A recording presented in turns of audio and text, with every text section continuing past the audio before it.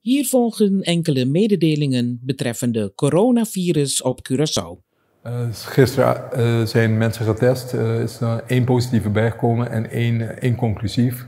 Dat betekent dat er in totaal nu zit op 8 positieve mensen die we getest hebben op Curaçao en 3 gevallen die inconclusief zijn. Die inconclusieve die behandelen we alsof zijnde toch positief. Dat wil zeggen, ze zijn in isolatie en dat is iedereen die positief heeft getest. En wij vervolgen hen, dat wil zeggen dat wij na enkele dagen opnieuw testen om te kijken hoe de ziekte zich verder ontwikkelt.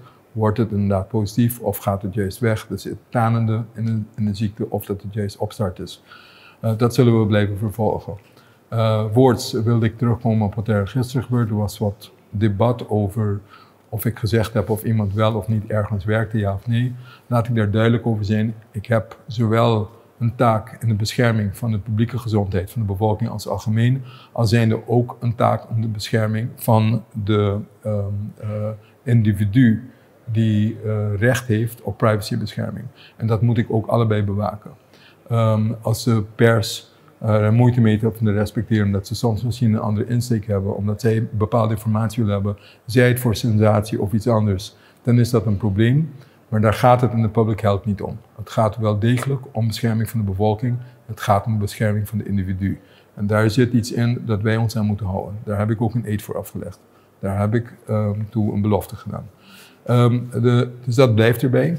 Blijft ook dat wat er gaande was, is in mijn interpretatie de vraag naar waar komen de mensen vandaan. Met andere woorden, wat is de transmissieroute?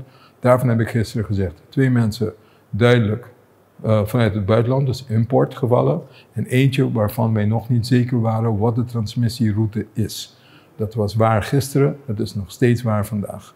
En dat heeft niks te maken met waar iemand werkt. Dat aspect is opgenomen als zijnde dat ik dat zou hebben verzwegen. Dat is niet waar. Ik heb het niet verteld, dat had gekund, maar aan de andere kant, juist in de bescherming van identiteit van mensen, moet je op een klein eiland voorzichtiger zijn, omdat het minimum aan detail al kan zijn genoeg om iemand anders te identificeren. Ik hoop dat dat duidelijk is, ik hoop dat mensen dat kunnen respecteren. Wat ik in ieder geval niet moet hebben, en wat wij met z'n allen niet moeten hebben, we proberen het werk te dragen. En als er twijfel gaat komen over integriteit, dan hebben we wel een probleem. En daar is geen reden toe. Ik ben zo transparant als maar kan. Ik heb tot nu toe altijd gewoon de informatie gegeven wat hoort. En dat zal ook blijven. Het derde wat ik wil melden is, er is een opschaling, opkomst. Dat wil zeggen, er verandert niks aan de cijfers. Daar was ook over te doen gisteren. Er was een debat over meer testen, niet meer testen. Wil je genoeg testen doen om iets zinnigs te kunnen zeggen over je bevolking, dan moet je een representatieve steekproef hebben.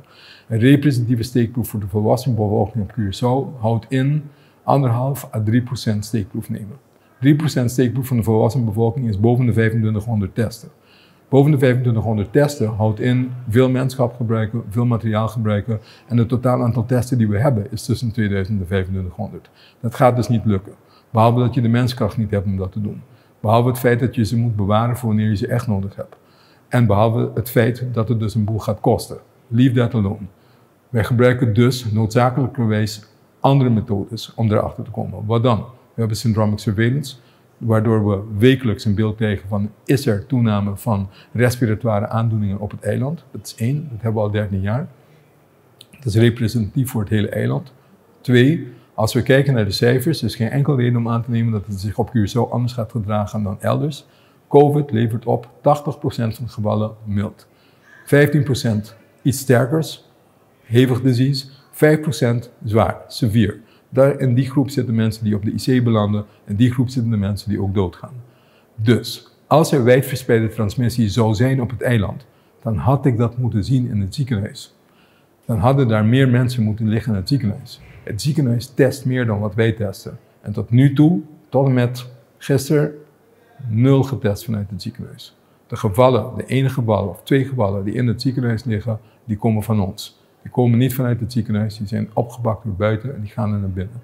Dus, als je die cijfers in balans houdt, dat is de reden waarom we met vrij grote mate van zekerheid kunnen zeggen, er is nog geen sprake van wijdverspreide transmissie in de bevolking van Curaçao.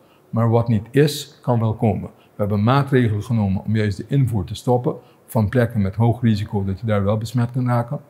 Wat er nu aan de hand is du moment dat er sprake is van mogelijke lokale transmissie, dat wordt het moment in je epidemie wanneer je moet opschalen, omdat je weet als je te lang wacht met verdere opschaling, dat dan het exponentieel kan toenemen, je aantal gevallen binnen je maatschappij, en dat levert een probleem voor de zorg. Dan overstijg je je zorgcapaciteit, waardoor de reguliere zorg ook in de knel komt. En dat mag niet gebeuren.